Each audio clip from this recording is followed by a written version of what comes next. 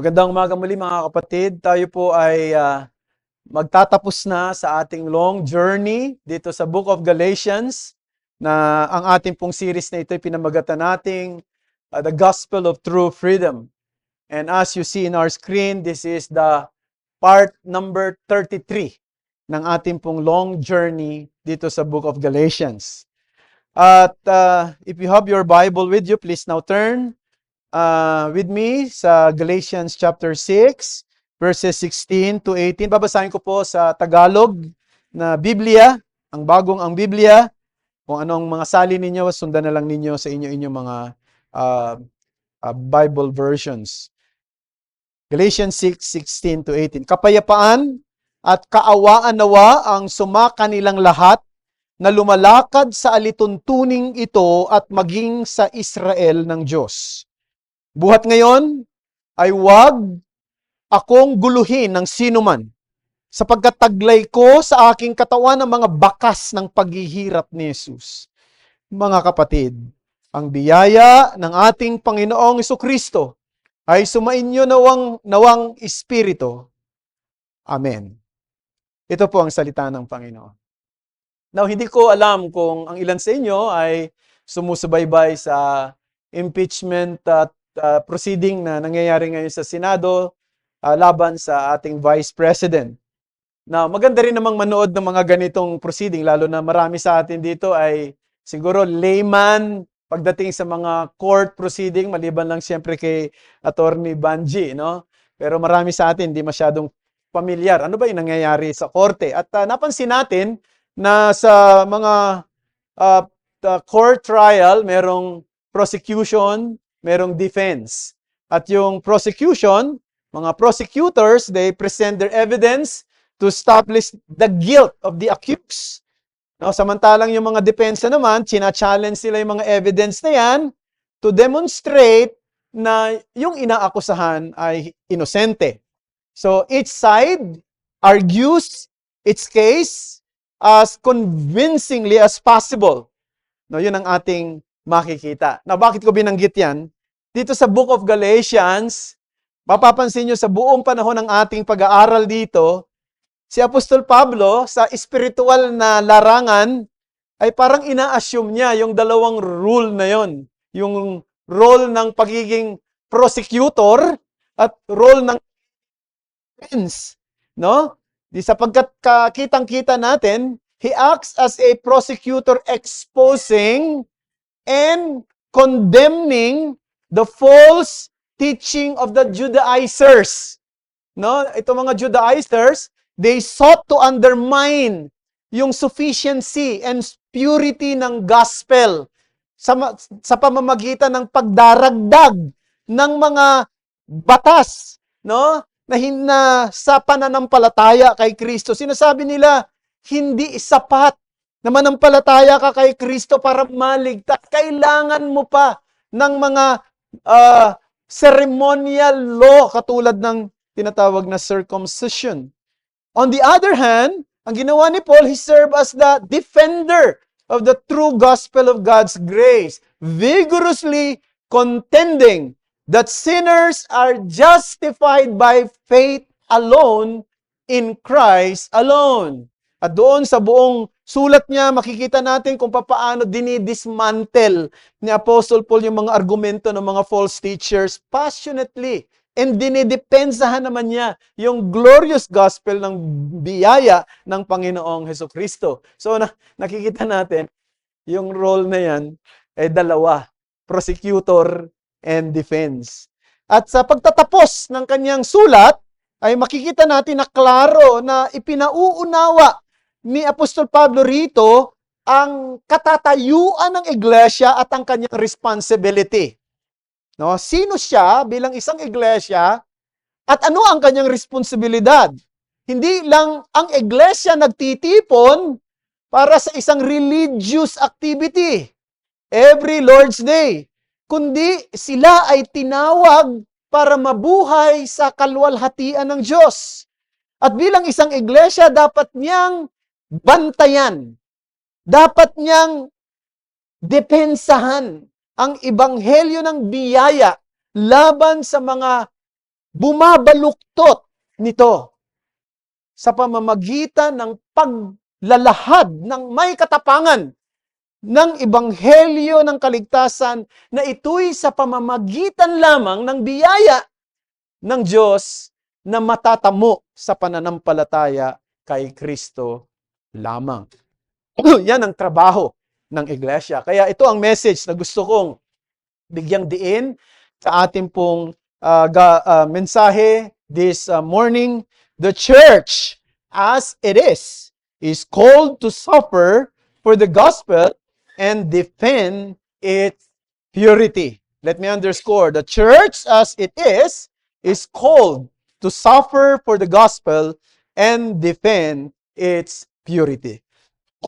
Dalawang bagay. I have two headings. First, let's look at the identity of the church and then the imperatives of the church. The identity of the church. 16. And as for all who walk by this rule, peace and mercy be upon them and upon the Israel of God. Okay. Now dito ay pinakita sa atin ni Apostol Pablo sa verse 16 yung identity ng church. At unang-una, sinabi niya na ang iglesia daw ay, first of all, the Israel of God. The Israel of God. Now, ito yung controversy dito. No? Yung ginamit yung Israel of God. Talaga bang church yan? Kasi ang totoo, merong basically, regarding the term Israel of God na minention dito ni Paul. No, hindi ko tatalakayin ito ng detalye, no? Kasi mauubos yung oras natin. Ang unang pananaw, o yung first view ay, it refers to the ethnic Israel. Ang ibig sabihin ng ethnic, yung Israel, ibig sabihin Israelita sa lahi, sa dugo, sa lipi. No? So yung position na ito ay commonly ay pinaniniwalaan ng mga kapatid natin sa dispensationalist camp na sinasabi nila na mayroong distinction daw ang Israel at ang iglesia. Ayon sa kanilang paniniwala, ang Israel lamang ang God's covenant people. However, dahil tumalikod sila sa Messiah na dumating, ay ang Diyos daw, He turned yung kanyang tuon sa mga Gentiles. At binigyan niya ng ng mga Gentiles na makapakinig ng Ebanghelyo. At yung mga Gentile na nanampalataya kay Kristo, yun daw ang naging isang iglesia. So makikita natin merong difference ang Israel at ang church para sa kanila. Yung church ay ang mga mananampalataya ni Kristo na mga Gentile o Gentil. At sa huling araw, ayon sa kanila, sa mga huling araw bago dumating si Kristo, ay muling babaling ang Diyos sa kanyang atensyon sa mga original na covenant people, yun daw yung ethnic Israel. So makikita natin sa kanilang paniniwala parang may parenthesis, no? Nagkaroon ng parenthesis. Ang talagang bayan ng Diyos ay ang Israel. Kaya lang tumalikod ang Israel, bumaling ang Diyos sa mga Gentile. Tapos sa huli, babalik ulit siya sa dati niyang So ginawa niyang parenthesis yung church. Yun yung unang view. Pangalawa, ay yung Israel of God ay tumutukoy naman daw sa ethnic Jews who have believed in Christ. Ito daw yung mga Israelita na nanampalataya kay Kristo.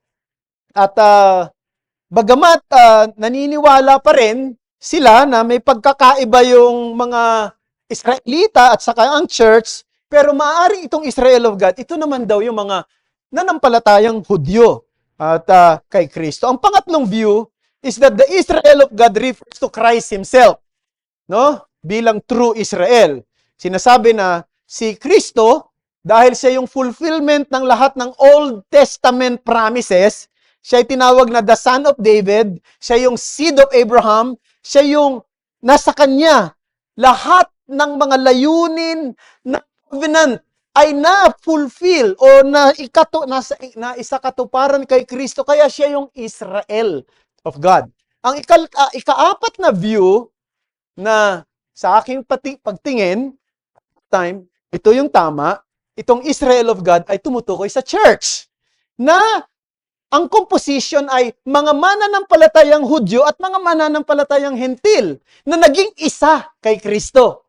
In other words, the church is the true covenant community, the people of God under the new covenant. Now, I will not take time to explain the arguments ng mga views na ito. Instead, para lang mabigyan ko ng diin kung bakit yun ang nakikita kong tamang paniniwala at tamang interpretation, ay titingnan natin yung gamit ng salita at pagkatapos yung konteksto nito. Okay, halimbawa, bakit ko nasabi na yung ika-apat na view na ang Israel of God ay yung church, na ang composition ay mga mananampalatayang Hudyo at mananampalatayang Hentil? Unang-una, yung gamit ng salitang Israel sa New Testament ay hindi laging tumutukoy sa ethnic Israel. Halimbawa, Romans chapter 9 verse 6. Ito mababasa natin. But it is not as though the word of God has failed, for not all who are descended from Israel belong to Israel. Napansin niyo? Hindi daw lahat ng mga galing sa lahi ni Israel ay belong sa Israel. So dito makikita natin, parang sinasabi ni Pablo, teka muna, merong mga Israelitang totoo sa kanyang dugo, sa kanyang lahi, sa kanyang lipi. Pero meron pang isa pang Israel na ang mga nandoon, hindi lahat galing sa ethnic Israel. No? So, mapapansin niyo yung gamit ng term na yan. So, pangalawa, meron pang mapapansin tayong gamit. Halimbawa, pag ginamit yung salitang Hudyo o Jew.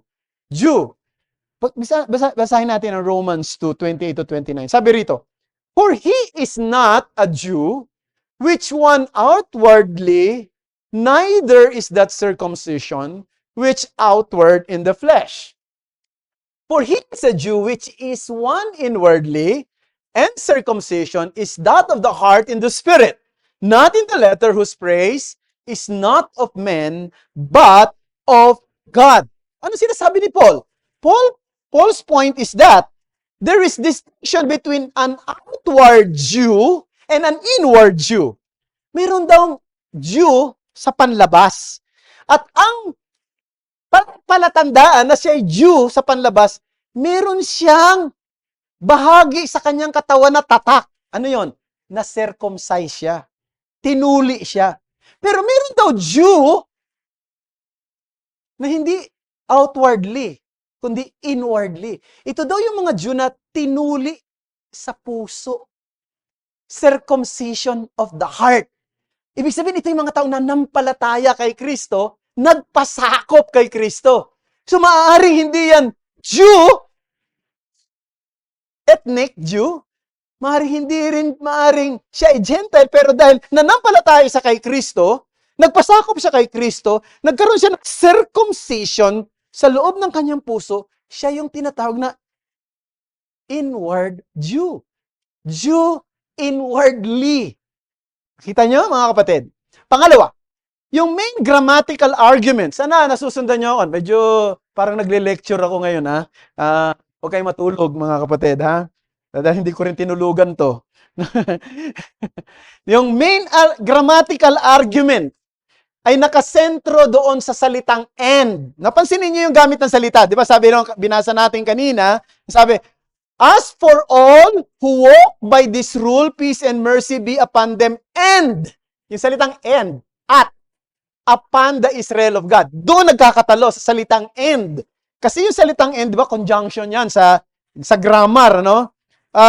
Yung and, pagka in-interpret natin ang and na connective, no? Sense. Pag sinabing connective, no? Ang hirap paliwanag kung ano ba yung connective na yan, ano? So, yung connective, lumalabas na mayroong dalawang grupo.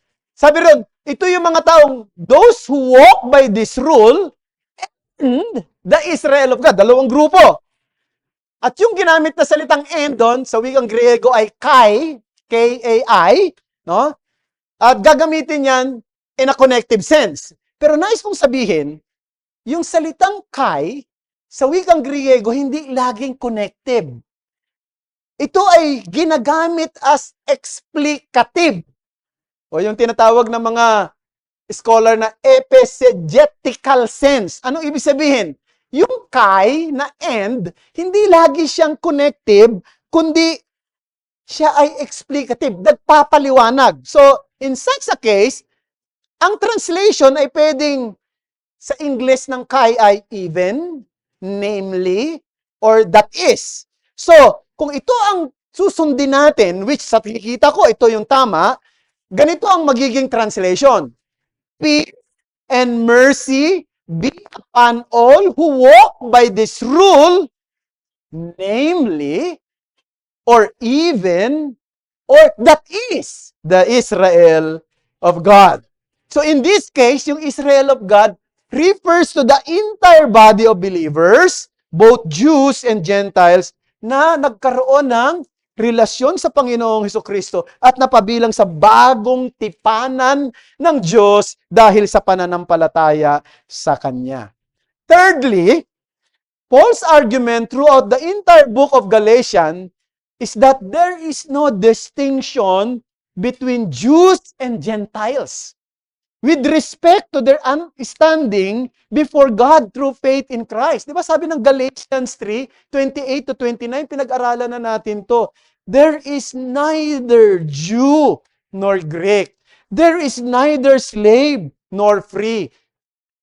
There is no male and female, for you are all one in Christ Jesus. And if you are Christ, then you are Abraham's offspring, heirs according to the promise. Pansinin natin yung ginamit na salita na ang sino mang daw na kay Kristo, Hudyo man yan o Hentil, ay anak ni Abraham. Maaaring hindi ka Hudyo sa dugo, pero dahil nanampalataya ka doon sa natatanging binhi ni Abraham na si Jesus, anak ka na rin ni Abraham. So, ang punto ni Apostol Pablo mula pa sa simula, wala na itong ganitong klase ng distinction ngayon. Iisa na ang bayan ng Diyos. Iisa na ang covenant people of God. Ano yan? Lahat ng nanampalataya kay Kristo, ano man ang lahi niya, ano man ang lipi niya, ano man ang kasaysayan ng kanyang lahi sa nakaraan o hanggang sa kasalukuyan, sila ang bayan ng Diyos. Sila ang Israel ng Diyos. Kaya nga ang tanong sa bawat isa sa atin, nakatitiyak ka ba na ikaw ay kabilang sa bayan ng Diyos? Nakatitiyak ka ba na ikaw ay kabilang sa mga taong pinagpala ng Diyos na mapabilang sa kanyang bayan? Ang bayan ng Diyos, ang bagong Israel ng Diyos. Sapagkat ang sino mang napabilang dito ay mga pinagpala ng Diyos, hindi na mga bagay na panandalian, kundi na mga bagay na pangwalang hanggan. Tiyakin mo ito, kasi hindi ito isang bagay na trivial. Hindi ito isang bagay na maliit lamang. Alam mo ba kung ano talalay rito? Buhay at kamatayan. It is a matter of eternal life and eternal death. It is a matter of whether you are truly saved or remain under God's judgment. Make sure right now that you belong to Christ. And those who belong to Christ belongs to the new Israel of God. Pangalawa, binanggit ni Paul dito, no? Hindi lang daw ang identity ng church ay sila ang Israel of God, sila ay inheritor of mercy and peace. No? At dito pinapakita sa mga talatang ito, no, na napakahalaga niyan, mga kapatid. There are indeed New Testament passages that present Christ as the fulfillment of Israel and of the Old Testament promises. Totoo yan. Actually, pag tinrace mo, marami sa New Testament na nagsasabi, si Kristo talaga ang nag-fulfill ng lahat ng mga gusto ng Diyos sa bayan ng Israel. Si Kristo yun. No? Kaya pwede nating sabihin, in that sense, theologically, Christ is the true Israel. Because He embodies and fulfills all that Israel was called to be. However, in this particular verse, no, I believe that this is not referring to Christ. Why? Sapagkat yung pronouncement, sabi, peace and mercy be upon them and upon the Israel of God. Si Kristo, hindi siya pinipresent sa Bible na recipient ng mercy at peace. Meron ba kayo nabasa sa Bible, sinasabi na, oh, si Jesus Christ, no? Kapayapaan naway dumating sa iyo at ang awa ng Diyos. Walang ganon.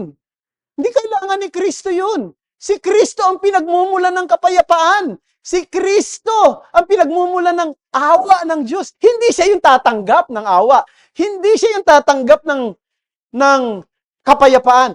Siya ang nagpapadaloy ng kapayapaan sa bawat isa na nanampalataya sa Kanya. Di ba? So that indicates that Israel of God in this verse refers not to Christ Himself but to His redeemed people, the church composed of believing Jews and Gentiles united in Him. The mercy and peace are experienced within the covenant community.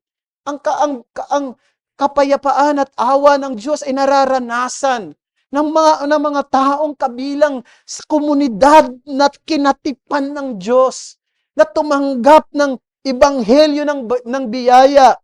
No, mga kapatid, yung ebanghelyo ng biyaya na matapat na pinangangaral, na niyayakap ng may kagalakan at consistently ipinamumuhay at ipinaglalaban, sila, nasa kanila ang biyaya, ang pagpapala, ang kapayapaan, at ang awa ng Diyos. Isipin nyo yan, mga kapatid.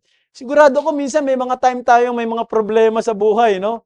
At minsan pag may problema ka, nahahabag ka sa sarili mo. Nagkakaroon ka ng self-pity. Pero isipin mo ang pagpapala na meron ka. Kung ikay kabilang sa mga niligtas ni Kristo at kabilang sa bayan ng Diyos, hinahabagan ka. Ang kapayapaan ng Diyos ay nasa iyo. You have all the reason to be joyful.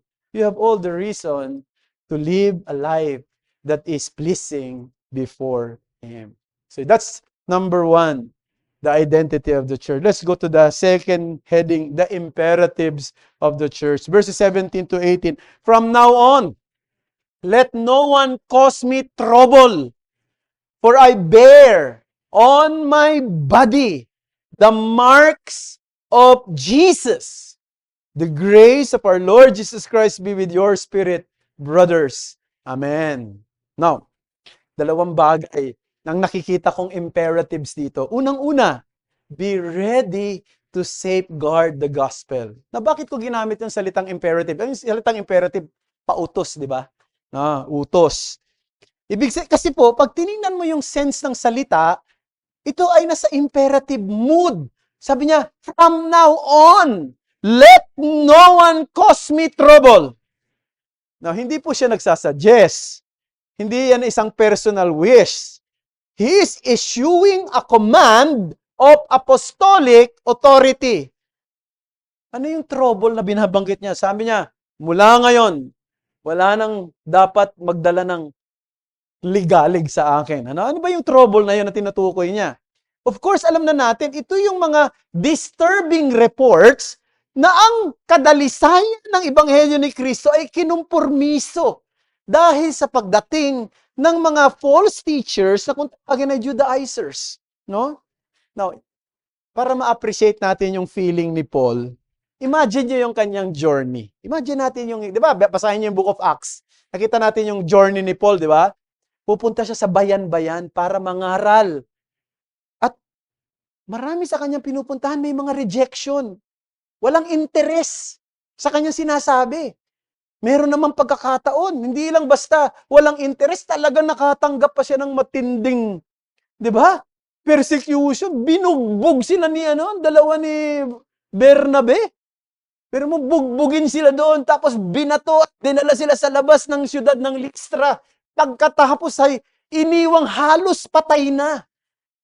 Naranasan nyo na ba yun? Sa pangangaral niyo, mga Bible study, binugbog kayo? Hindi ko pa naranasan yun, mga kapatid. Sa totoo lang. Binato. Ang sakit nun. Kahit na yung maliit lang na bato, tamaan ka, napakasakit nun. Ako tinamaan na ako ng bola sa mukha. Masakit yun. Pero yung batuhin ka, yun daw sabi ni Paul. Di ba? Isipin mo. Tapos, pagka nakabango na sila, buhay pa pala kami, nagpagpag lang no? Punta na naman sila sa iba. Iba na naman ang mga naranasan nilang experience doon. Pagkatapos dumating sila sa lugar ng Galacia, iba ang mga tao rito. Tinatanggap ang kanilang pangangaral. Yung mga tao rito nakikinig at ini-embrace yung Ebanghelyo ni Kristo. Iba yung pagtanggap ng mga tao, kakaiba. No? At sinabi pa ni Pablo sa chapter 4 verse 14, sabi niya pa nga doon, hindi ako, you did not scorn me, but you received me as an angel of God, parang anghel ng Diyos. Ako na tinatanggap ninyo. Sobrang saya ni Pablo. Dahil, imagine mo, may mga taong nanampalataya kay Kristo. Minahal ng patungkol kay Kristo. Kaya si Pablo, mahal niya rin ang mga taong ito. Meron siyang special affection sa mga taong ito. Tinuring niya ilang parang mga anak. Ang saya ng kanyang pakiramdam. Now, umalis na siya. Pumunta na sa ibang lugar. Pagkatapos nabalitaan niya na merong mga nakapasok sa kanilang grupo at kinonfuse ang mga mananampalataya roon na nagtuturo na ang pinangangaral ni Pablo ay kulang. No? Ang pananampalataya kay Kristo hindi sapat. Dapat mong sundin ang Mosaic law, especially circumcision. Kung gusto mong maging sapat at sakdal ang iyong relasyon sa Diyos. Now, nalungkot si Pablo ng gusto diyan sa balitang yan. Nag-grieve ang kanyang puso. Kasi para sa kanya, ito ay isang assault sa Ebanghelyo ni Kristo. At dahil doon, nagkaroon siya ng anguish. Kaya pansinin niyo yung mga salita niya, mabibigat ang mga salitang binanggit niya roon. Diba sinabi pa nga niya, kung merong anghel galing sa langit ang magturo ng ibang ebanghelyo. Anong sabi niya? Let them be anathema. Sila'y pakasumpain. Bakit? Ito si Pablo. Mayroon siyang pagmamahal sa salita ng Diyos, sa ebanghelyo at sa mga tao na tumanggap nito. Kasi pastor ang kanyang puso. Di ba? Totoo naman. Ako, siguro, if I can relate, marami ako naririnig na problema sa ibang mga churches, no? At nalulungkot ako. Siguro kung yung problema na yun, problema natin dito sa church, sobrang mabigat yun. No? Mas matindi yun sapagkat yun ang puso ng isang pastor. Mahal niya ang kanyang mga tupa. A faithful shepherd grieves when the flock entrusted to his care is led away from the truth of the gospel. What is the implication? The implication is clear. Sinasabi niya, ngayon, wag na ninyo akong bigyan ng ligalig. By implication, ipagtanggol na ninyo ang ebanghelyo. Ingatan na ninyo ang ebanghelyo. Be ready to safeguard the gospel. Be prepared to confront false teachers. And when necessary, silence them. No? Alam nyo, ang iglesia ay mayroong responsibilidad na ingatan ang kadalisayan ng doktrina at practice. May mga church ngayon walang pagpapahalaga sa doctrine. Puro na lang sayawan. Diba? Ang saya ng church kasi ang sarap magsayaw. Pero pagdating sa doctrine, ayaw pag-usapan. Pagdating sa theology, ayaw pag-usapan. Pagdating sa mga katotohanan ng ebanghelyo, wala. Kaya ano nangyayari? Madaling mabuwal sa panahon ng mga pagsubok. Diba? Maraming ganyan. At marami ako nakita, mga kapatid. In fact, I have seen churches that were once conservative in biblical teaching gradually drift away from the truth.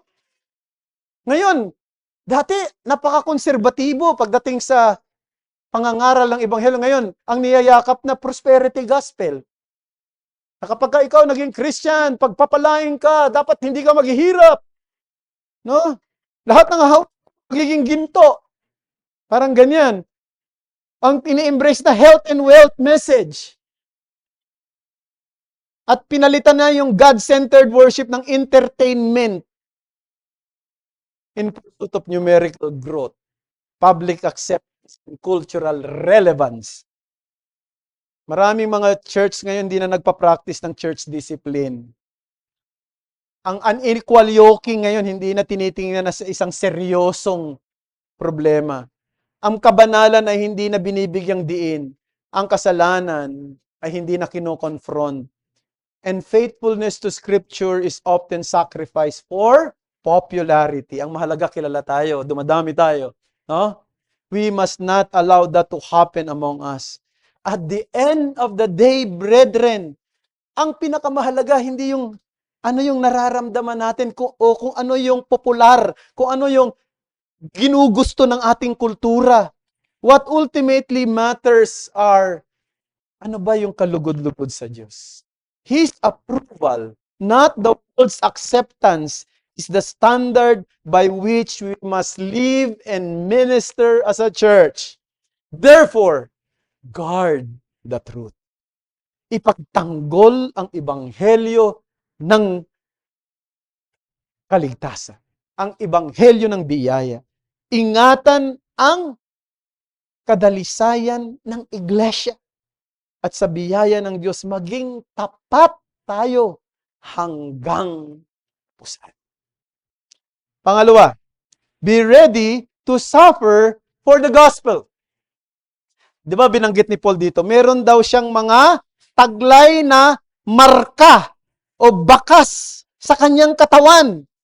Ano ba tinutukoy ni Pablo rito? Tinutukoy niya rito yung mga sugat, no? Ng sa kanyang katawan na kanyang tinamo dahil sa kanyang paglilingkod para sa kaharian ng Diyos at simulain ni Kristo. Tinutukoy niya rito yung mga beatings, stoning, flogging, persecution na kanyang tiniis dahil sa ebanghelyo. Basahin natin. 2 Corinthians 11:23-28. Sabi niya rito, tingnan natin, ito lang isa sa mga summary ng kanyang mga experiences. Sabi niya sa Tagalog, sila ba'y mga ministro ni Kristo? Ako'y nagsasalita na parang isang baliw. Lalo pa ako na mas maraming pagpapagal, mas maraming pagkabilanggo, na di mabilang na bugbog at malimit na mabingit sa kamatayan. Sa mga Hudyo, 5 ulit akong tumanggap ng 40 hagupit. Kulang ng isa. 3 ulit na akong hinampas ng mga pamalo. Minsan ako'y pinagbababato. 3 ulit na akong nawasakan ng barko. Isang araw, isang gabi ako'y nasa laot. Nasa madalas na paglalakbay, nasa panganib sa mga ilog, panganib sa mga magnanakaw, panganib sa aking mga kababayan, panganib sa mga hintil, panganib sa lungsod, panganib sa mga ilang, panganib sa dagat, panganib kasama ng mga huwad na kapatid. Sa pagpapagal at hirap, sa pagpupuyat sa gutom at uhaw, madalas na walang pagkain, giniginaw at hubad. Bukod sa mga bagay na nasa labas, ako'y araw-araw na nabibigatan sa alalahanin para sa mga iglesia. Napakatindi. Napakatindi ng experience ito. At iyon ay nasa katawan ni Pablo. No? Kayo, tatanungin ko, meron ba kayong mga peklat dyan, no? Sugat dyan? No? Ng mga paghihirap ninyo para kay Kristo. Ako, marami akong peklat. No? Hindi dahil doon sa paglilingkod ko kay Kristo, kundi dahil sa basketball, nadapa, no? Na aksidente sa motor. Meron pa ako mga peklat. O yung sumakit ang tiyan ko. Collapse. No? Hanggang ngayon, meron pa rin mga palatandaan yan sa katawan ko. O yung iba naman, mga peklat dahil sa mga, pwede nating sabihin, mga foolish incident. No? Walang mga kabuluhang bagay. Tama? Kayo ba, may mga peklat kayo? Meron mga kayong mga ano dyan sa katawan na dahil sa paglilingkod kay Kristo? Katulad na nangyari kay Pablo? Now, of course, brethren, itong gusto kong sabihin, hindi naman natin kinakailangan magkaroon ng mga sugat para patunayan ang katapatan natin kay Kristo. Hindi lahat ng mananampalataya ay maaaring payagan ng Diyos na dumaan sa ganitong karanasan. Bagamat may mga Kristiyano sa ating panahon sa ibang bahagi ng ating mundo nakakulong dahil sa kanilang pananampalataya. nahihirapan dahil sa kanilang pananampalataya, nakaranas ng bugbog at iba't ibang mga expression ng tinatawag na persecution. Pero mas marami sa atin wala. Di ba? Pero paano ba natin mapapatunayan sa sarili natin na tayo ay mga lingkod ni Kristo? Bilang mga mananampalataya, tayo tinatawag na maging tapat na sumunod sa Kanya, anuman ang hinihingi nito. Yun lang. Yung bang tanda ni Kristo ay makita sa atin dahil meron tayong steadfast commitment na sambahin siya, na paglingkuran siya sa Kanyang iglesia, na gamitin yung mga spiritual gifts na binigay niya sa atin, na magpurso tayo sa kabanalan, na ipangaral natin ang ebanghelyo na hindi nahihiya. Mga kapatid, maging seryoso tayo sa ating paglakad, sa ating buhay Kristiyano. Maging buo ang ating puso sa pagsunod sa Kanya. Malaki ang utang na loob natin sa Diyos at sa ating Panginoon. Dahil sa Kanyang paghihirap at sakripisyo sa krus, ano nangyari? Naalis ang puot ng Diyos sa atin, napatawad tayo sa ating kasalanan, naligtas tayo, at dahil sa pagkilos ng Espiritu Santo, nabuksan ang ating mata. Nakita natin ang ating kamalian, ang ating kasalanan, nakita natin ang ating pag-asa ay wala sa magagawa ng tao, kundi nasa Kanya. And therefore, we have now reason to serve Him faithfully, to follow Him all the days of our lives. Therefore, let us heed our Lord's call. Tulad ng binanggit ni Albert kanina, tanggihan natin ang ating sarili. Pasanin ang ating krus araw-araw at sumunod sa Kanya. Huwag tayong manghinawa. Huwag tayong manlupaypay. Huwag nating ikompormiso kung ano yung nakikita nating tama sa mga bagay na mali, alang-alang lamang sa friendship o alang-alang lamang sa mga bagay na sa tingin natin ay baka mawala. Huwag tayong tumalikod. Maging seryoso tayo sa ating paglilingkod sa biyaya ng Diyos. Ngayon, maging tapat hanggang wakas. Manalangin tayo.